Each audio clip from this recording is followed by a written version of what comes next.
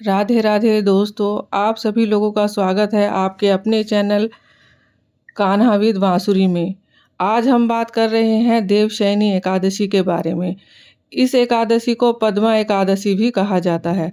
पौराणिक कथा के अनुसार भगवान विष्णु जब 4 महीने के लिए क्षीर सागर में सोते हैं, इस दौरान सृष्टि का संचालन भगवान शिव करते हैं। देवशयनी एकादशी से भगवान विष्णु शयन करते हैं और देव उठावनी एकादशी को जागते हैं। इस दौरान कोई भी शुभ कार्य नहीं किया जाता है।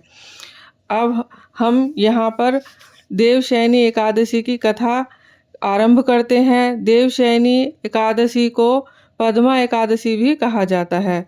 तो धर्मराज युधिष्ठिर ने कहा कि हे केशव, आषाढ़ शुक्ला एकादशी का क्या नाम है, इस व्रत को करने की विधि क्या है और किस देवता का पूजन किया जाता है। श्री कृष्ण कहने लगे कि हे युधिष्ठिर, जिस कथा को ब्रह्मा जी ने नारद जी से कहा था वही मैं तुमसे कहता हूँ। एक समय नारद जी ने ब्रह्मा जी से यही प्रश्न किया। तब ब्रह्मा जी ने उत्तर दिया कि हे नारद, तुमने कल युगी जीवों के उद्धार हेतु अति उत्तम प्रश्न किया है, क्योंकि एकादशी व्रत सब व्रतों में श्रेष्ठ है। इस व्रत से समस्त पाप नष्ट हो जाते हैं और जो व्यक्ति इस व्रत को नहीं करते वे नरकगामी होते हैं। इस व्रत के करने से भगवान विष्णु प्रसन्न होते हैं। इस एकादशी का नाम पद्मा है। अब मैं तुमसे एक पौराणिक कथा कहता हूँ, तुम एकाग्रचित होकर मन लगाकर सुनो। वंश में मानधाता नाम एक चक्रवर्ती राजा हुआ है, जो सत्यवादी और महान प्रतापी था।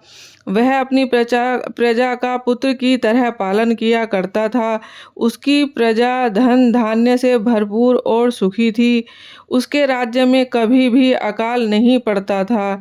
एक समय उस राजा के राज्य में 3 वर्ष तक वर्षा नहीं हुई और अकाल पड़ गया। प्रजा अन्न की कमी के कारण अत्यंत दुखी हो गई। अन्न के न होने से राज्य में यज्ञादि भी बंद हो गए। एक दिन प्रजा राजा के पास आकर कहने लगी कि हे राजन, सारी प्रजा त्राही त्राही पुकार रही है, क्योंकि समस्त विश्व की सृष्टि का कारण वर्षा है। वर्षा के अभाव में अकाल पड़ गया है और अकाल से प्रजा मर रही है। इसलिए राजन, कोई ऐसा उपाय कीजिए जिससे प्रजा का कष्ट दूर हो। राजा मानधाता कहने लगा कि आप लोग ठीक कह रहे हैं। वर्षा से ही अन्न उत्पन्न होता है और आप लोग वर्षा न होने से अत्यंत दुखी हो रहे हैं। मैं आप लोगों के कष्ट को समझता हूँ। ऐसा कहकर राजा कुछ सेना साथ लेकर वन की तरफ चल दिया। वह अनेक ऋषियों के आश्रम में भ्रमण करता हुआ अंत में ब्रह्मा के पुत्र अंगिरा ऋषि के आश्रम में पहुंचा। वहां राजा ने घोड़े से उतरकर अंगिरा ऋषि को प्रणाम किया। मुनि ने राजा को आशीर्वाद देकर कुशल क्षेम पूछने के पश्चात उनसे आश्रम में आने का कारण पूछा।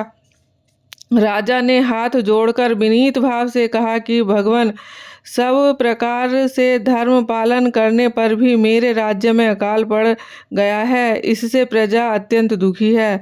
राजा के पापों के प्रभाव से ही प्रजा को कष्ट मिलता है, ऐसा शास्त्रों में कहा है।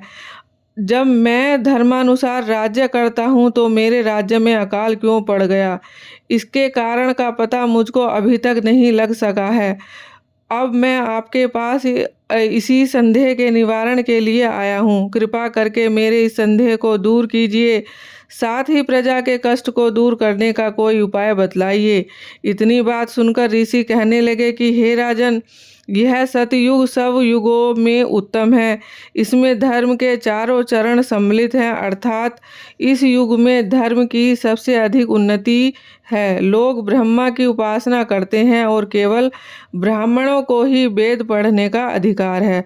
ब्राह्मण ही तपस्या करने का अधिकार रख सकते हैं, परंतु आपके राज्य में एक शूद्र तपस्या कर रहा है। इसी दोष के कारण आपके राज्य में वर्षा नहीं हो रही है। इसीलिए यदि आप प्रजा का भला चाहते हैं तो उस शूद्र का वध कर दें। इस पर राजा कहने लगा कि महाराज, मैं उस निरपराध तपस्या करने वाले शूद्र को किस तरह मार सकता हूँ? आप इस दोष से छूटने का कोई और उपाय बतलाइए। तब ऋषि कहने लगे कि हे राजन, यदि तुम अन्य उपाय जानना चाहते हो तो सुनो। आषाढ़ मास के शुक्ल पक्ष की पद्मा नाम की एकादशी का विधि पूर्वक व्रत करो। व्रत के प्रभाव से तुम्हारे राज्य में वर्षा होगी और प्रजा सुख पाएगी, क्योंकि इस एकादशी का व्रत सब सिद्धियों को देने वाला तथा समस्त उपद्रवों का नाश करने वाला है। इस एकादशी का व्रत तुम प्रजा, सेवक तथा मंत्रियों सहित करो। मुनि के इन वचनों को सुनकर राजा अपने नगर को वापस आया और उसने विधि पूर्वक पद्मा एकादशी का व्रत किया। उस व्रत के प्रभाव से वर्षा हुई और प्रजा को सुख पहुंचा। अतः इस मास की एकादशी का व्रत सब मनुष्यों को करना चाहिए। यह व्रत इस लोक में भोग और परलोक में मुक्ति को देने वाला है।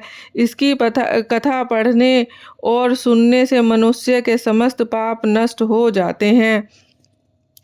इस प्रकार एकादशी महात्म्य का 16वां अध्याय समाप्त हुआ।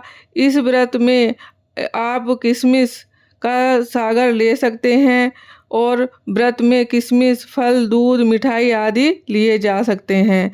ओम नमो भगवते वासुदेवाय नमः। ओम नमो भगवते वासुदेवाय नमः। ओम नमो भगवते वासुदेवाय नमः।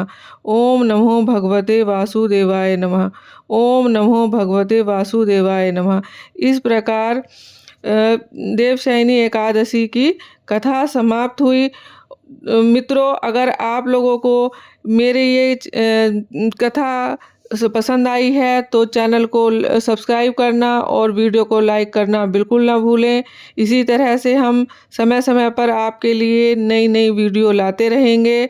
तो चलिए, आज के लिए चलते हैं और वेट करिएगा हमारी नेक्स्ट वीडियो का। धन्यवाद।